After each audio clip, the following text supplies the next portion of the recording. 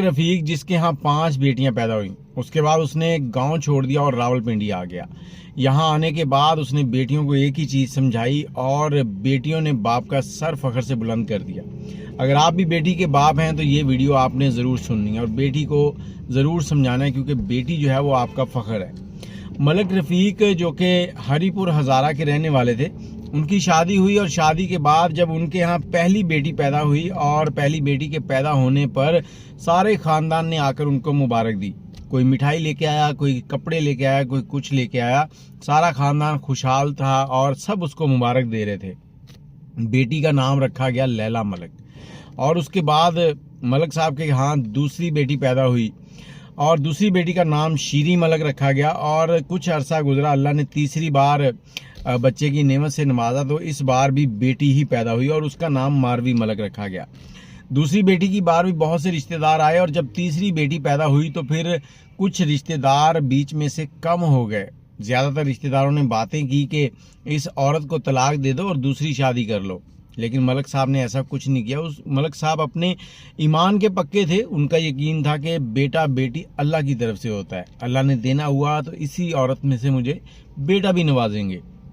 अब मलक साहब के यहाँ चौथी बेटी की पैदाइश हुई, अल्लाह ने बेटी से नवाजा और उसका नाम सस्सी मलक रखा गया।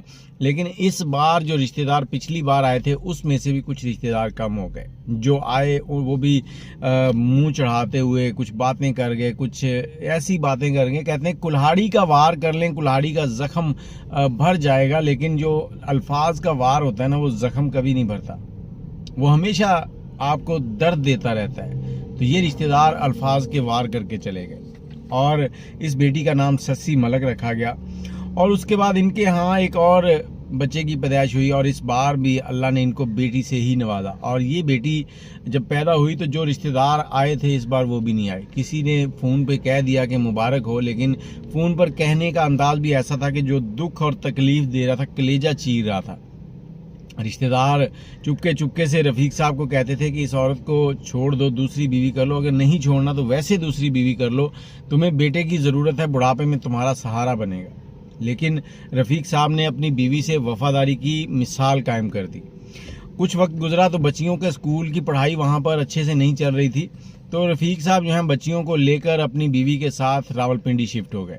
रावलपिंडी शिफ्ट हुए तो वहाँ पर उन्होंने बच्चियों को एक अच्छे स्कूल में दाखिल करवा दिया। बेगम से कहा कि इनकी तालीम पे कोई हर्ज ना आए, इनको हर सहूलत दो, हर तरीके से पढ़ाओ, इनको गाइड करो, आज़ादी दो, लेकिन इनसे कहना कि बाप की इज़्ज़त का ख्याल रखना है, बाप की इज़्ज़त सबसे पहले है, अपनी इज़्ज़त, बाप की इज़्ज़त। तो इन बच्चियों ने पढ़ना शुरू कर दिया।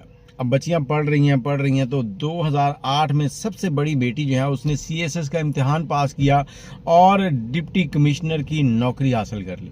डिप्टी कमिश्नर की नौकरी क्या मिली, उसी दिन पूरे का पूरा ख़ानदान जो है वो हरीपुर से उठकर रावलपिंडी आ गया। यहाँ पहुँचा, सब मिठाइयाँ लेके आ रहे हैं, मुबारक दे रहे हैं, जी ये हो गया वो हो गया। अब बाकी की बच्चियाँ जो थी उन्होंने देखा कि बड़ी बहन बड़ी मुबारकें बटोर रही है, उन्होंने भी अहद किया कि हमने भी कुछ करना है। तो इसी तरह फिर शीरी मलक जो है उसने 2010 में CSS का इम्तिहान पास किया और डिप्टी डायरेक्टर लगी। और 2017 में मारवी और ससी दोनों बहनों ने इकट्ठे CSS का इम्तिहान पास किया।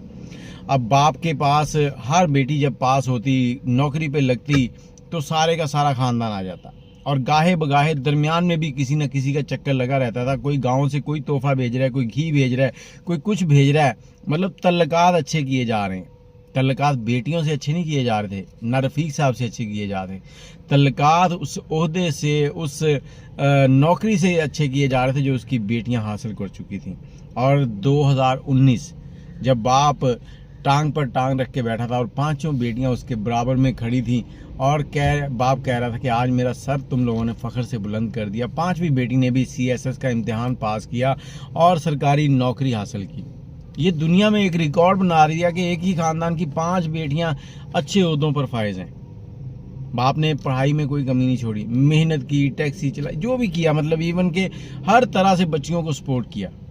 उनको ट्यूशन छोड़ने जाता, ट्यूशन से लेके आता। और अब जो रिश्तेदार बातें कर गए थे, वो जख्म दे गए थे, वो रिश्तेदार अब वापस आ रहे थे। अब उन जख्मों को भरना चाहते थे, लेकिन कैसे? वो जख्मों को नहीं भर रहे थे, वो अपनी सहूलत देख रहे थे, अपने बेटों के लिए उन बेटियों के रिश्ते मांग रहे थे, जिन बेटियों को एक बार वो कह के गए थे कि ये तो तुम में बेटियां क्या करनी है इतनी, इस औरत को छोड़ो, नई शादी कर लो, बेटा पैदा करो। आज उन्हीं बेटियों के रिश्ते मांग रहे थे, किसी रिश्तेदार के थ्रू तवस्सुत से पैगाम भेज रहे थे। लेकिन यहाँ पर मलक रफ़ीक ने एक और हिम्मत का काम किया। उसने अपनी बेटियों से पूछा कि बेटा, अगर तुम लोगों को कहीं पसंद ना हो और मैं कोई फ़ैसला कर रहा हूँ तो तुम लोगों ने मुझे बताना है कि बाबा हम यहाँ नहीं करना चाहते। तो रफ़ीक साहब, आपको अल्लाह पाक इन सारी बेटियों की तरफ से, तो रफ़ीक साहब मेरी तरफ से भी आपको मुबारक हो। आपने अपनी बेटियों की ऐसी तरबियत की कि जिन्होंने आपका नाम रोशन कर दिया। और आप लोगों से मैं यही कहना चाहता हूँ कि बेटी कभी बोझ नहीं होती, बेटी अल्लाह की तरफ से रहमत है। बेटा अगर नेमत है तो बेटी रहमत है। और अक्सर आपने देखा होगा कि अगर बाप घर आता है ना तो बेटा इधर उधर खेलने में लगा होता है, आकर बेटी जो है वो आके बाप के साथ लाड प्यार करेगी, बाप को गले लगाएगी, बाप के साथ खेलेगी, बाप के बालों में तेल लगाएगी, उसके साथ सारे के सारे चाव पूरे करेगी। और बाप जब बेटी को रुखसत करता है ना तो बेटी से ज़्यादा बाप रो रहा होता है, माँ से ज़्यादा बाप रो रहा होता है। बस वो अपने आंसू जो है वो लोगों को दिखा नहीं सकता, वो अंदर से उस वक्त टूट रहा होता है और उनके अच्छे मुस्तकबिल की फ़िक्र कर रहा होता है कि अल्लाह पाक उनके नसीब अच्छे करे। और मैं आपसे ये कहना चाहूँगा कि अगर आपके यहाँ बेटे हैं तो उनकी ऐसी तरबियत करें कि किसी की बेटी की ज़िंदगी ख़राब ना करें, उनको भी ऐसे ही ट्रीट करें जैसे आप अपनी बेटियों को ट्रीट करते हैं। बाकी अपनी राय कमेंट में ज़रूर दीजिएगा। मुझे इजाज़त दें, अल्लाह हाफिज़।